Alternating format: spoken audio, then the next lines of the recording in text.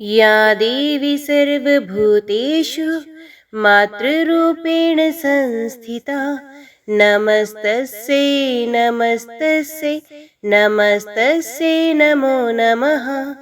जय माँ भगवती, जय माँ दुर्गा। नवरात्रि के दौरान माँ दुर्गा के 9 स्वरूपों की पूजा की जाती है। दुर्गा जी के छठे स्वरूप में माँ कात्यायनी की पूजा नवरात्रि के छठे दिन में की जाती है। इस दिन माँ कात्यायनी की पूजा अर्चना करने से रोग, शोक, संताप और भय नष्ट हो जाते हैं।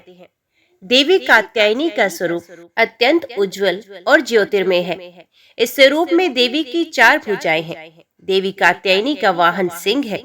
देवी के इस स्वरूप के पूजन से भक्तों में एक अद्भुत शक्ति का संचार होता है। मान्यता है कि देवी कात्यायनी की पूजा में लाल और सफेद रंग के कपड़े पहनना बहुत शुभ होता है। देवी कात्यायनी का ध्यान गोधूली बेला में किया जाना चाहिए। देवी कात्यायनी को प्रसन्न करने के लिए नवरात्रि के छठे दिन शहद का भोग लगाने का विधान है। ऐसा करने से जीवन में मधुरता और सुख समृद्धि आती है।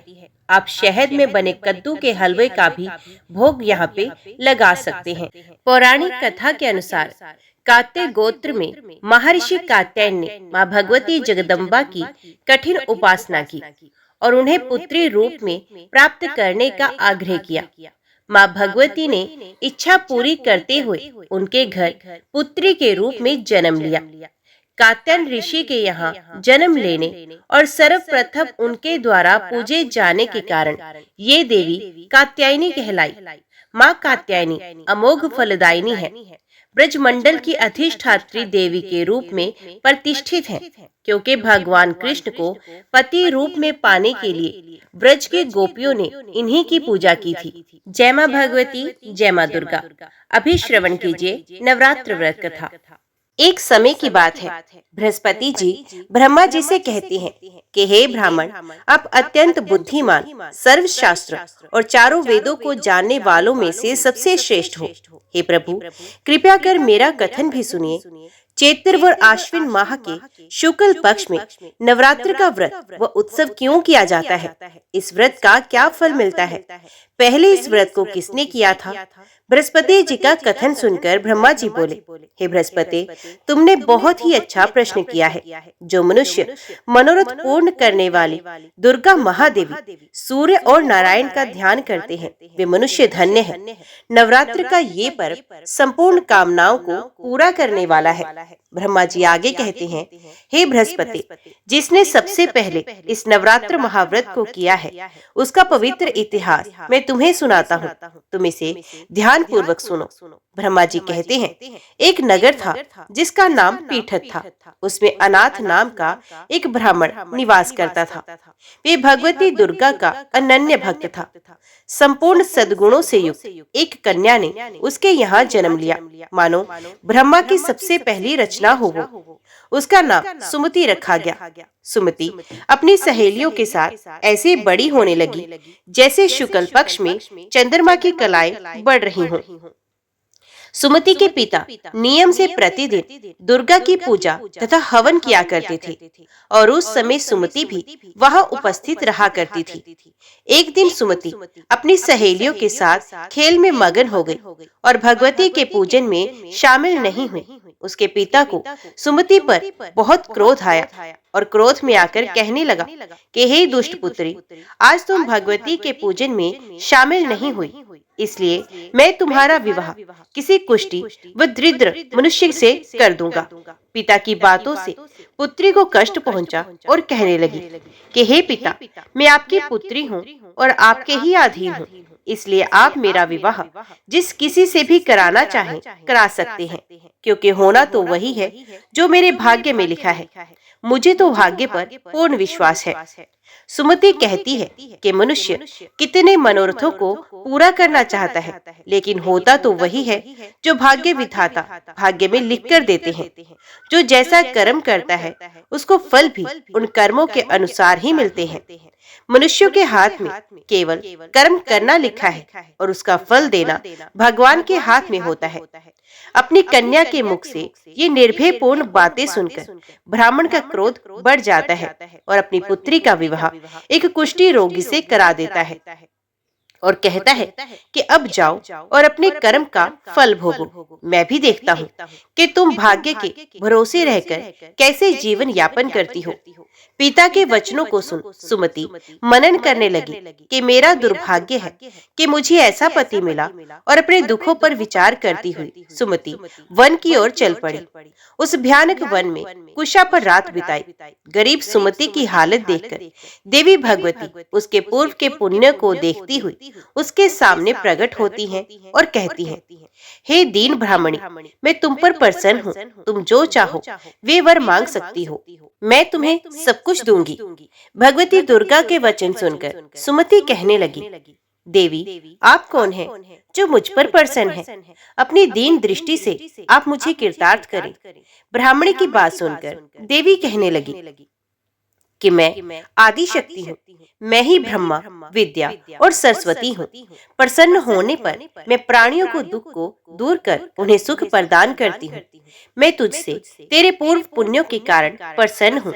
देवी कहती हैं कि तुम पूर्व जन्म में निषाद की पत्नी थी और अत्यधिक पतिव्रता थी। एक दिन तेरे पति निषाद ने चोरी की और इस चोरी में निषाद के साथ सिपाहियों ने तुम्हें भी पकड़ लिया। तुम दोनों को जेल में बंद कर दिया गया और भोजन भी नहीं दिया गया। उन दिनों तुमने ना कुछ खाया और ना ही कुछ पिया। इस प्रकार 9 दिन तक नवरात्र का व्रत संपूर्ण हो गया। भगवती बोली कि हे देवी, उन 9 दिनों के व्रत के प्रभाव से मैं प्रसन्न हूँ और तुम्हें मनोवांछित वस्तु देना चाहती हूँ। तुम जो चाहे मांग सकती हो। भगवती की बात सुनकर ब्राह्मणी बोली, आपको मैं शत शत प्रणाम करती हूँ। आप मेरे पति पर कृपा करें और इनके कोढ़ को दूर करें। इस पर देवी कहती हैं कि उन दिनों तुमने जो व्रत किया था उसमें से एक दिन के व्रत का पुण्य अपने पति के रोग को दूर करने के लिए अर्पण करो। मेरे प्रभाव से तेरा पति सोने के शरीर वाला हो जाएगा। ब्रह्मा जी बोले, इस प्रकार देवी का वचन सुन वे ब्राह्मणी बहुत खुश हुई और पति को निरोगी देखने की इच्छा से ठीक है ऐसा बोली। उसके पति का शरीर भगवती देवी की कृपा से ठीक होकर सोने की कांति सा हो गया, मानो उसके कांति के समक्ष चंद्रमा की कांति भी फीकी पड़ गई हो। पति की मनोहर देह को देखकर ब्राह्मणी देवी को अति पराक्रम वाली समझकर स्तुति करने लगी और बोली, हे दुर्गे, आप दुखों को दूर करने वाली, तीनों लोकों के कष्ट हरने वाले, दुखों का निवारण करने वाली, रोगी को निरोगी करने वाली, प्रसन्न होने पर मनोवांछित फल देने वाली और दुष्ट मनुष्यों का नाश करने वाली हो। तुम ही सारे जगत की माता वो पिता हो। हे मां अम्बे, मेरे पिता ने क्रोध में मेरा विवाह एक कुष्ठी के साथ करके घर से निकाल दिया है। पिता की निकाली हुई बेटी को आपने सहारा दिया है। ब्राह्मणी कहती है कि हे देवी, दुखों के सागर से आपने मुझे बाहर निकाला। हे देवी, मैं आपको बारंबार प्रणाम करती हूँ। ब्रह्मा जी बोले, हे बृहस्पति, उस सुमति ने मन से देवी की बहुत स्तुति की और उसकी की हुई स्तुति से देवी को बहुत संतोष हुआ। देवी ने ब्राह्मणी से कहा कि तुम्हारे घर एक अति बुद्धिमान, धनवान, कीर्तिवान और जितेंद्रिय पुत्र पैदा होगा जिसका नाम उद्यालक होगा। देवी ब्राह्मणी से कहने लगी, हे ब्राह्मणी, तेरी कोई और इच्छा हो तो वे भी मांग सकती हो। ब्राह्मणी कहती है कि हे माँ, आप अगर मुझसे प्रसन्न हैं तो आप मुझे नवरात्र करने की विधि सविस्तार बताइए। ब्राह्मणी के वचन सुनकर देवी कहती है कि मैं तुम्हें संपूर्ण नाशों को दूर करने वाले नवरात्र व्रत की विधि बताती हूँ। देवी कहती है कि इसे ध्यान पूर्वक सुनो। अश्विन माह के शुक्ल पक्ष की प्रतिपदा से लेकर 9 दिन तक ध्यान पूर्वक विधि पूर्वक व्रत करें। यदि दिन भर व्रत नहीं कर सकते तो एक समय का भोजन करें। ब्राह्मणों से पूछकर घट स्थापन करें और वाटिका बनाकर उसको प्रतिदिन जल से सींचे। महाकाली, महालक्ष्मी और महासरस्वती की मूर्तियां बनाकर उनके नित्य प्रति विधि विधान से पूजा अर्चना करें। पुष्पों से अर्घ दे और बिजोरा के पुष्प से अर्घ देने पर रूप की प्राप्ति होती है। जयफल से कीर्ति, डाक से कार्य की सिद्धि, आंवले से सुख व केले से भूषण की प्राप्ति होती है। फलों से अर्घ देकर विधि से हवन करें। खांड, घी, गेहूं, शहद, जौ, तिल, नारियल, बेम, दाख व कदम आदि सामग्रियों से हवन संपन्न करें। गेहूं का हवन करने से लक्ष्मी की प्राप्ति, खीर व चंपा के फूलों से धन व पत्तों से तेज और सुख प्राप्त होता है। आंवले से कीर्ति, केले से पुत्र की प्राप्ति होती है। कमल से राज सम्मान और दाखों से सुख संपत्ति मिलती है। खांड, घी, नारियल, शहद, जौ व तिल और फलों से होम करने से मनोवांछित वस्तु की प्राप्ति होती है। व्रत करने वाले को स्वभाव में नम्रता रखनी चाहिए। अंत में आचार्य को प्रणाम कर यथाशक्ति उसे दक्षिणा देकर विदा करना चाहिए। इस महाव्रत को बताई विधि के अनुसार जो भी करता है उसके सारे मनोरथ पूरे हो जाते हैं। ब्रह्मा जी कहते हैं, हे बृहस्पति, इस प्रकार ब्रह्माणी को इस व्रत की विधि व फल बताकर देवी अंतर ध्यान हो गई। जो मनुष्य इस व्रत को करता है विश्लोक में सुख पाकर अंत में मोक्ष को प्राप्त करता है। ब्रह्मा जी फिर कहते हैं कि हे बृहस्पति, इस व्रत का महात्म्य मैंने तुम्हें बताया। ब्रह्मा जी का कथन सुन बृहस्पति आनंद विभोर हो गए और ब्रह्मा जी से कहने लगे, हे ब्रह्मा जी, आपने मुझ पर अति कृपा की, जो आपने मुझे अमृत के समान इस नवरात्रि व्रत का महात्म्य सुनाया है। जय मां भगवती, जय मां दुर्गा। अभी श्रवण कीजिए दूसरी कथा। जनमेजय बोले, हे द्विज श्रेष्ठ, नवरात्र के आने पर और विशेष करके शारदीय नवरात्र में क्या करना चाहिए, उसका विधान अब मुझे भली भांति बताइए। हे महामते, उस पूजन का क्या फल है और उसमें किस विधि का पालन करना चाहिए? हे द्विजवर, कृपया विस्तार के साथ मुझे ये सब बताइए। व्यास जी बोले, हे राजन, अब मैं पवित्र नवरात्र व्रत के विषय में बता रहा हूँ। सुनिए, शीतकाल के नवरात्र में विशेष करके ये व्रत करना चाहिए। उसी प्रकार प्रेम पूर्वक वसंत ऋतु के नवरात्र में भी इस व्रत को करें। ये दोनों ऋतुएं सब प्राणियों के लिए यम दृष्टा कही गई हैं। शरत तथा वसंत नामक ये दोनों ऋतुएं संसार में प्राणियों के लिए दुर्गम है। अतएव आत्म कल्याण के इच्छुक व्यक्ति को बड़े यत्न के साथ ये नवरात्र व्रत करना चाहिए। ये वसंत तथा शरद दोनों ही ऋतुएं बड़ी भयानक है और मनुष्यों के लिए रोग उत्पन्न करने वाली हैं। ये सबका विनाश कर देने वाली हैं। अतएव हे राजन, बुद्धिमान लोग को शुभ चैत्र तथा अश्विन मास में भक्ति पूर्वक चंडिका देवी का पूजन करना चाहिए। अमावस्या आने पर व्रत की सभी शुभ सामग्री एकत्रित कर ले और उस दिन एक भुक्त व्रत करे और हविष्य ग्रहण करे। किसी समतल तथा पवित्र स्थान में 16 हाथ लंबे चौड़े स्तंभ तथा ध्वजाओं में सुसज्जित मंडप का निर्माण करना चाहिए। उसको सफेद मिट्टी और गोबर से लिपवा दे। तत्पश्चात उस मंडप के बीच में सुंदर चौरस और स्थिर वेदी बनाए। ये वेदी 4 हाथ लंबी, चौड़ी और हाथ भर ऊंची होनी चाहिए। पीठ के लिए उत्तम स्थान का निर्माण करें और तथा विविध रंग के तोरण लटकाएं और ऊपर चांदनी लगवानी चाहिए। रात्रि में देवी का तत्व जानने वाले सदाचारी संयमी और वेद वेदांग के पारंगत विद्वान ब्राह्मणों को आमंत्रित करके प्रतिपदा के दिन प्रातः काल नदी, नद, तड़ाग, बावली, कुआं अथवा घर पर ही विधिवत स्नान करें। प्रातः काल के समय नित्य क्रम करके ब्राह्मणों को वरण कर उन्हें मधु पर तथा अर्घ्य पादम आदि अर्पण करें। अपनी शक्ति के अनुसार उन्हें वस्त्र, अलंकार आदि प्रदान करें। धन रहते हुए इस काम में कभी कृपणता न करें। संतुष्ट ब्राह्मणों के द्वारा किया हुआ कर्म समय प्रकार से परिपूर्ण होता है। देवी का पाठ करने के लिए 9, 5, 3 अथवा 1 ब्राह्मण बताए गए हैं। देवी भागवत का पारायण करने के कार्य में किसी शांत ब्राह्मण का वर्ण करें और वैदिक मंत्रों से स्वसित वाचन कराएं। वेदी पर रेशमी वस्त्र से आच्छादित सिंहासन स्थापित करें। उसके ऊपर 4 भुजाओं तथा उनमें आयुधों से युक्त देवी की प्रतिमा स्थापित करें। भगवती की प्रतिमा रत्नमय भूषणों से युक्त, मोतियों के हार से अलंकृत, दिव्य वस्त्रों से सुसज्जित, शुभ लक्षण संपन्न और सौम्य आकृति की हो। वे कल्याणमयी भगवती शंख, चक्र, गदा, पद्म धारण किए हुए हों और सिंह पर सवार हों अथवा 18 भुजाओं से सुशोभित सनातनी देवी को प्रतिष्ठित करें। भगवती की प्रतिमा के अभाव में नवार्ण मंत्र युक्त यंत्र को पीठ पर स्थापित करें और पीठ पूजा के लिए पास में कलश भी स्थापित करें। वे कलश पंच पल्लव युक्त वैदिक मंत्रों से भली भांति संस्कृत उत्तम तीर्थ के जल से पूर्ण और स्वर्ण तथा पंचरत्न में होना चाहिए। पास में पूजा की सब सामग्रियां रखकर उत्सव के निमित्त गीत तथा वाद्यों की ध्वनि में करानी चाहिए। हस्त नक्षत्र युक्त नंदा प्रतिपदा तिथि में पूजन श्रेष्ठ माना गया है। हे राजन, पहले दिन विधिवत किया हुआ पूजन मनुष्यों का मनोरथ पूर्ण करने वाला होता है। सबसे पहले उपवास व्रत, एक भुक्त व्रत अथवा नक्त व्रत, इनमें से किसी एक व्रत के द्वारा नियम करने के पश्चात ही पूजा करनी चाहिए। पूजन के पहले प्रार्थना करते हुए कहें, हे माता, मैं सर्वश्रेष्ठ नवरात्र व्रत करूंगा। हे देवी, हे जगदम्बे, इस पवित्र कार्य में आप मेरी संपूर्ण सहायता करें।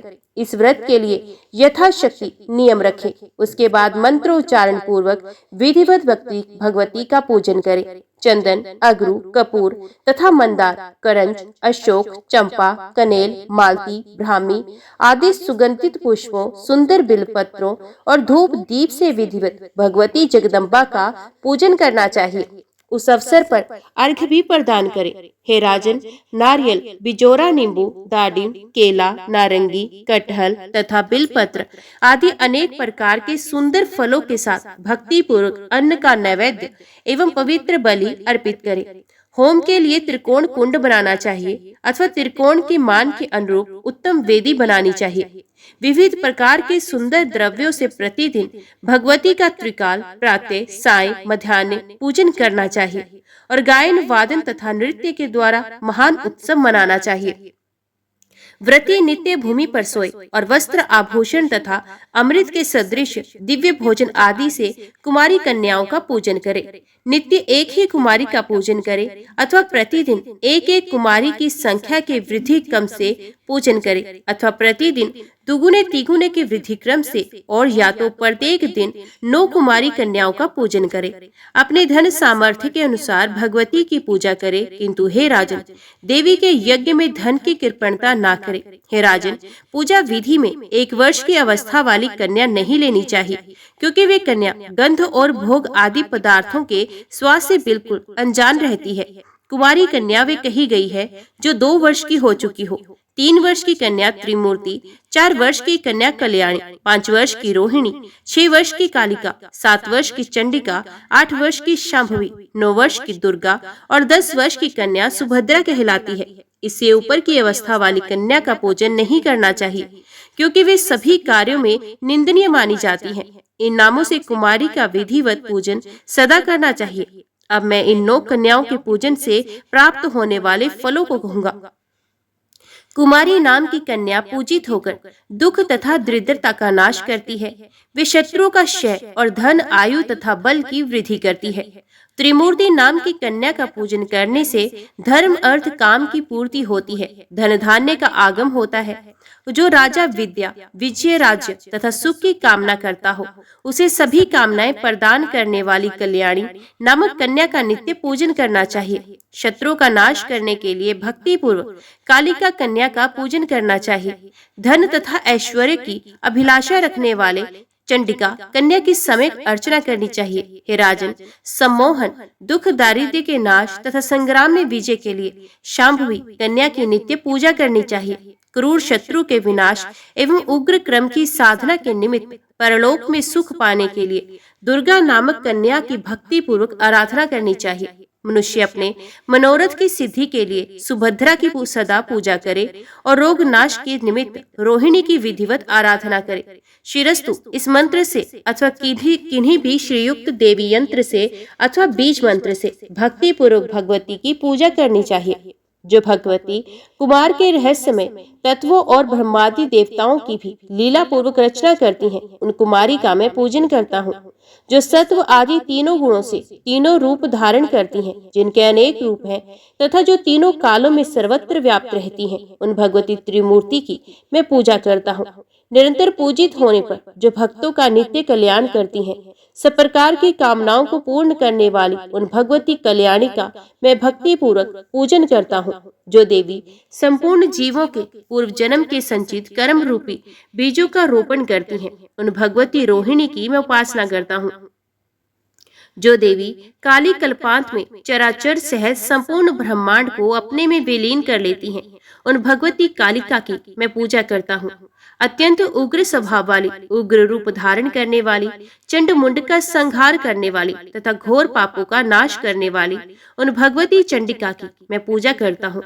वेद जिनके स्वरूप है, उन्हीं वेदों के द्वारा जिनकी उत्पत्ति अकारण बताई गई है, उन सुखदायिनी भगवती शांभवी का मैं पूजन करता हूँ, जो अपने भक्तों को सर्वदा संकट से बचाती हैं, बड़े बड़े विघ्नों तथा दुखों का नाश करती हैं और सभी देवताओं के लिए दुर्जय हैं। उन भगवती दुर्गा की मैं पूजा करता हूँ, जो पूजित होने पर भक्तों का सदा कल्याण करती हैं, और उन अमंगल नाशिनी भगवती सुभद्रा की मैं पूजा करता हूँ। विद्वानों को चाहिए कि वस्त्र भूषण माला गंध आदि श्रेष्ठ उपचारों से इस मंत्र के द्वारा सर्वदा कन्याओं का पूजन करें। व्यास जी बोले, हे राजन, जो कन्या किसी अंग से हीन हो, कोढ़ तथा घाव युक्त हो, जिसके शरीर के किसी अंग से दुर्गंध आती हो और जो विशाल कुल में उत्पन्न हुई हो, ऐसी कन्या का पूजन में परित्याग कर देना चाहिए। जन्म से अंधी, तिरछी नजर से देखने वाली, कानी, करूप, बहुत रोम वाली, रोगी तथा रजस्वला कन्या का पूजा में परित्याग कर देना चाहिए। अत्यंत दुर्बल, समय से पूर्व ही गर्भ से उत्पन्न, विधवा स्त्री से उत्पन्न तथा कन्या से उत्पन्न, ये सभी कन्याएं पूजा आदि सभी कार्यों में सर्वथा वर्जित है। रोग से रहित, रूपवान अंगों वाली, सौंदर्यमयी, वर्ण रहित तथा एक वंश में अपने माता पिता से उत्पन्न कन्या की ही विधिवत पूजा करनी चाहिए। समस्त कार्यों की सिद्धि के लिए ब्राह्मण की कन्या, विजय प्राप्ति के लिए राजवंश में उत्पन्न कन्या तथा धन लाभ के लिए वैश्य वंश अथवा शूद्र वंश में उत्पन्न कन्या पूजन के योग्य मानी गई है। ब्राह्मण को ब्राह्मण वर्ण में उत्पन्न कन्या की, क्षत्रियो को भी ब्राह्मण वर्ण में उत्पन्न कन्या की, वैश्य को ब्राह्मण, क्षत्रिय, वैश्य तीनों वर्णों में उत्पन्न कन्या की तथा शूद्र को चारों वर्णों में उत्पन्न कन्या की पूजा करनी चाहिए। शिल्प कर्म में लगे हुए मनुष्य को यथा योग्य अपने अपने वंश में उत्पन्न कन्याओं की पूजा करनी चाहिए। नवरात्र विधि से भक्ति पूर्वक निरंतर पूजा की जानी चाहिए। यदि कोई व्यक्ति नवरात्र पर्यंत प्रतिदिन पूजा करने में असमर्थ है, तो उसे अष्टमी तिथि को विशेष रूप से अवश्य पूजन करना चाहिए। प्राचीन काल में दक्ष के यज्ञ का विध्वंस करने वाली महाभयानक भगवती भद्रकाली करोड़ों योगिनियों सहित अष्टमी तिथि को ही प्रकट हुई थी। अतः अष्टमी को विशेष विधान से सदा भगवती की पूजा करनी चाहिए। उस दिन विविध प्रकार के उपहारों, गंध, माला, चंदन के अनुलेप, पायस आदि के हवन, ब्राह्मण भोजन तथा फल पुष्प आदि उपहारों से भगवती को प्रसन्न करना चाहिए। हे राजन, पूरे नवरात्र भर उपवास करने में असमर्थ लोगों के लिए 3 दिन का उपवास भी यथोक्त फल प्रदान करने वाला बताया गया है। भक्ति भाव से केवल सप्तमी, अष्टमी और नवमी इन 3 रात्रियों में देवी की पूजा करने से सभी फल सुलभ हो जाते हैं। पूजन, हवन, कुमारी पूजन तथा ब्राह्मण भोजन इनको संपन्न करने से वे नवरात्र व्रत पूरा हो जाता है, ऐसा कहा गया है। इस पृथ्वी लोक में जितने भी प्रकार के व्रत एवं दान हैं, वे इस नवरात्र व्रत के तुल्य नहीं है, क्योंकि ये व्रत सदा धन धान्य प्रदान करने वाला है, सुख तथा संतान की वृद्धि करने वाला, आयु तथा आरोग्य प्रदान करने वाला और स्वर्ग तथा मोक्ष देने वाला है। अतः विद्या, धन अथवा पुत्र, इनमें से मनुष्य किसी की भी कामना करता हो, उसे इस सौभाग्यदायक तथा कल्याणकारी व्रत का विधि पूर्वक अनुष्ठान करना चाहिए। इस व्रत का अनुष्ठान करने से विद्या चाहने वाला मनुष्य समस्त विद्या प्राप्त करता है और अपने राज्य से वंचित राजा फिर से अपना राज्य प्राप्त करता है। पूर्व जन्म में जिन लोगों द्वारा ये उत्तम व्रत नहीं किया गया, वे इस जन्म में रोगग्रस्त, दरिद्र तथा संतान रहित होते हैं। जो स्त्री वंध्या, विधवा अथवा धनहीन है, उसके विषय में ये अनुमान कर लेना चाहिए कि उसने अवश्य ही पूर्व जन्म में ये व्रत नहीं किया था। इस पृथ्वी लोक में जिस प्राणी ने उक्त नवरात्र व्रत का अनुष्ठान नहीं किया, वे इस लोक में वैभव प्राप्त करके स्वर्ग में आनंद कैसे प्राप्त कर सकता है। जिसने लाल चंदन मिश्रित कोमल बिलपत्रों से भवानी जगदम्बा की पूजा की है, वे इस पृथ्वी पर राजा होता है। जिस मनुष्य ने दुख तथा संताप का नाश करने वाली, सिद्धियां देने वाली, जगत में सर्वश्रेष्ठ, शाश्वत तथा कल्याण स्वरूपिणी भगवती की उपासना नहीं की, वे इस पृथ्वी तल पर सदा ही अनेक प्रकार के कष्टों से ग्रस्त, दरिद्र तथा शत्रुओं से पीड़ित रहता है। विष्णु, इंद्र, शिव, ब्रह्मा, अग्नि, कुबेर, वरुण तथा सूर्य समस्त कामनाओं से परिपूर्ण होकर हर्ष के साथ जिन भगवती का ध्यान करते हैं, उन देवी चंडिका का ध्यान मनुष्य क्यों नहीं करते? देवगण इनके स्वाहा नाम मंत्र से प्रभाव से तथा पितृगण स्वधा नाम मंत्र के प्रभाव से तृप्त होते हैं। इसलिए महान मुनिजन प्रसन्नता पूर्वक सभी यज्ञों तथा श्राद्ध कार्यों में मंत्रों के साथ स्वाहा एवं स्वधा नामों का उच्चारण करते हैं। जिनकी इच्छा से ब्रह्मा इस विश्व का सृजन करते हैं। भगवान विष्णु अनेक विध अवतार लेते हैं और शंकर जी जगत को भस्मात करते हैं। उन कल्याणकारिणी भगवती को मनुष्य क्यों नहीं भजते? सभी भुवनों में कोई भी ऐसा देवता, मनुष्य, पक्षी, सर्प, गंधर्व, राक्षस, पिशाच एवं पर्वत नहीं जो उन भगवती की शक्ति के बिना अपनी इच्छा से शक्ति संपन्न होकर संपन्नित होने में समर्थ हो। सभी कामनाओं को पूर्ण करने वाली उन कल्याणदायिनी चंडिका की सेवा भला कौन नहीं करेगा? चारों प्रकार के पुरुषार्थों धर्म, अर्थ, काम और मोक्ष को चाहने वाला कौन प्राणी उन भगवती के नवरात्र व्रत का अनुष्ठान नहीं करेगा? यदि कोई महापापी भी नवरात्र व्रत करे तो वे समस्त पापों से मुक्ति पा लेता है। इसमें लेश मात्र भी विचार नहीं करना चाहिए। हे राजन, पूर्व काल में कौशल देश में दीन धनहीन, अत्यंत दुखी एवं विशाल कुटुंब वाला एक वैश्य रहता था।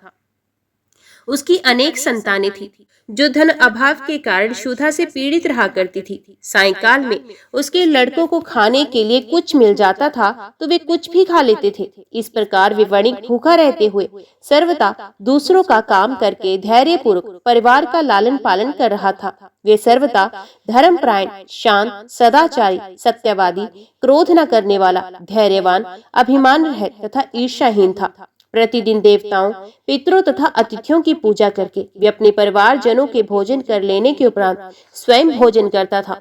इस प्रकार कुछ समय बीतने पर गुणों के कारण सुशील नाम से ख्याति प्राप्त उस वणिक ने दरिद्रता तथा क्षुधा पीड़ा से अत्यंत व्याकुल होकर एक शांत स्वभाव ब्राह्मण से पूछा।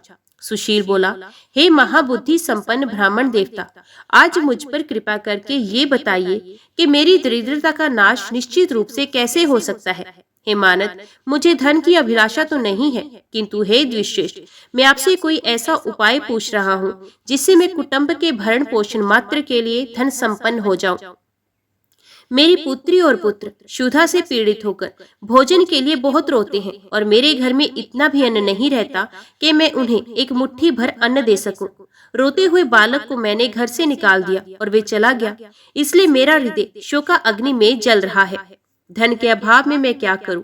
मेरी पुत्री विवाह के योग्य हो चुकी है, किंतु मेरे पास धन नहीं है। अब मैं क्या करूं?